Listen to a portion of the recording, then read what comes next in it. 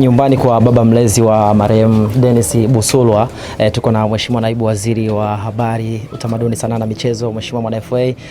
Pole sana na karibu sana hapa. Asante, poleni na nyinyi.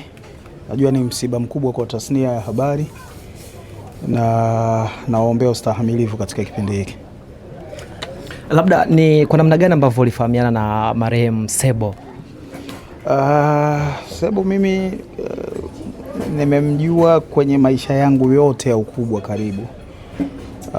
Toka nimetoa wimbo wangu wa kwanza, yeye alikuwa anafanya kazi redioni East Africa. Na alikuwa miongoni mwa watangazaji wakubwa ambao kipindi chao kilikuwa ni miongoni mwa vipindi ambavyo kila mtu anataka kwenda kwa ajili ya kutangaza kazi yake, na ni miongoni mwa watu ambao wameshape sana sanaa ya muziki ya Tanzania, Bongo Flava, kwa sababu ya namna ambavyo alikuwa na shape, anataka ujiandae ukienda kwenye shughuli yake, lakini alikuwa na maoni, na zaidi nilikuwa namjua ukiacha kikazi kama rafiki, mtu mzuri. Kama ambavyo leo umeona tuko kwa baba yake mlezi hapa, Magai ni kundi hilo ambalo ni mabrother unakutana nao kila wakati, na hawaachi kutoa maoni yao kwenye namna ambavyo unatakiwa kuendesha vitu. Kwa hiyo wale wasanii wa kipindi changu, hakuna mtu ambaye hakupita mkononi kwa Sebo kwa namna moja ama nyingine. Na alikuwa mtu outspoken sana. Yaani kama jambo halitaki, hawezi kupita vichochoroni kulifikisha kwa atalisema kama lilivyo. Na wakati mwingine ilikuwa inampa matatizo, watu walikuwa wanapata ukakasi kwa kauli zake, lakini baadaye ukagundua kwamba ndio ubora wake, quality yake kubwa ilikuwa kwenye huo usemaji, ukweli wake. Yes. Mheshimiwa, jinsi ambavyo umepata taarifa na jinsi ambavyo umefika hapa, umekutana na watu na hali jinsi ambavyo umeikuta, karibu tusikie neno lako. Ni vile anaonekana kuwa alikuwa mtu wa watu mno. Hii ni safari yetu wote. Kifo huwa kinatafuta sababu. Tuwe fanya unavyotaka, lakini ipo siku tu kitakutana na wewe.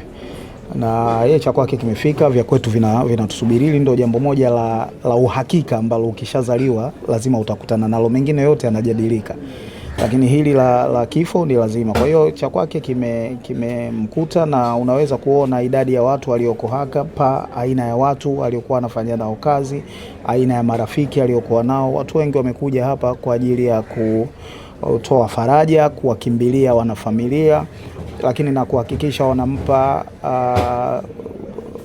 mkono wa kwaheri wa heshima rafiki yetu, kaka yetu, ndugu yetu Sebo.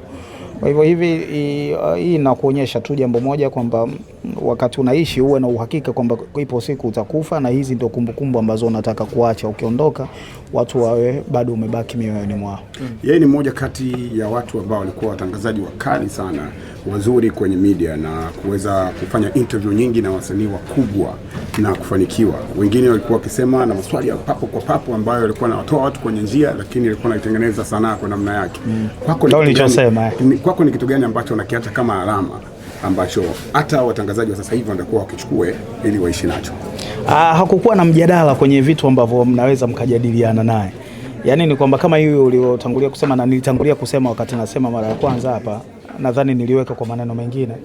Haya maswali ya papo kwa papo, na pengine ambayo unaweza kuona ili swali mbona limelenga kama kuniharibia, lakini kama umejiandaa, kama una majibu na moyo wako uko clean, hayakuwa yanaweza kukwamisha. Mimi nimefanya interview hata sijui idadi yake nasema, na hajawahi kuniweka kwenye kona nikashindwa kujibu swali hata wakati mmoja, pamoja na maswali mengi mengine. Na hii ilikuwa inasaidia kushape. Unajua, pamoja na mambo mengine, hizi maswali ya papo kwa papo ambayo labda majibu yake yatakuwa na ukakasi, ama swali lenyewe litakuwa na ukakasi, ndio hasa yanayofanya hii sanaa ikatangazika. Ndio alifanya sanaa ikatangazika na ikafika hapa ilipo, kwamba huwezi kutegemea kitu gani kinakuja kwenye interview ya Sebo, ambao ni kitu watangazaji wetu wanatakiwa nukuu. Pengine ni jambo la muhimu sasa hivi tusipoteze ile kwamba bana imekuwa ni kawaida, yani nitakuja kwenye interview utaniuliza maswali yale yale nitaondoka zangu. Wakati mwingine uniulize maswali watu waendeleze ujamaa kauliza hichi, ujamaa kajibu hiki na vitu vya namna hiyo. Kwa na hakuwa na uoga, alikuwa na msimamo, atauliza anachotaka kuuliza na hakuna kitu utamwambia. Sebo alikuwa mkurugenzi wa EFM na TVE, lakini ameondoka kipindi ambacho naamini mkurugenzi wa TVE Majizo alikuwa anamhitaji sana. Labda una rai gani kwa Majizo lakini pia kwa wafanyakazi wenzake ambao walikuwa pale EFM na TVE? Mimi nafahamu pamoja na yeye kwa mmiliki wa EFM na TVE, Sebo alikuwa kama kaka wa Majizo kabisa, na najua huyu ni msiba mkubwa sana. Tumefiwa wote, lakini Majizo atakuwa amefiwa sana, na amefiwa kwa sababu ile umepoteza mtu na ukaribu naye. Pengine mlikuwa mnafika mbali zaidi, hamuishii kwenye mambo ya kikazi tu, mnaenda hata kwenye mambo ya kifamilia. Na sasa pamoja na kwamba anawaza msiba huu, lakini anawaza lile pengo analizibaje baada ya hii. Kwa hiyo mimi namuombea ustahimilivu Majizo. Sisi wote ni binadamu, na nimkumbushe kwamba safari yetu ni moja. Najua atakuwa na plani, atajua namna ya kuziba pengo la Sebo, lakini nimpe pole sana kwa msiba mkubwa ambao umempata. Baada ya kufika hapa mheshimiwa, najua umefanya dodoso za hapa na pale ili kufahamu nini chanzo, kwa sababu tukusikia kwamba Sebo anaumwa na vitu kama hivyo. Labda ni kipi ambacho umeweza kuambiwa kwamba chanzo labda kimekuwa ni nini ambacho kimepelekea haraka? Hilo swali tunaomba wewe ungeliacha tu, mimi sasa tuendelee.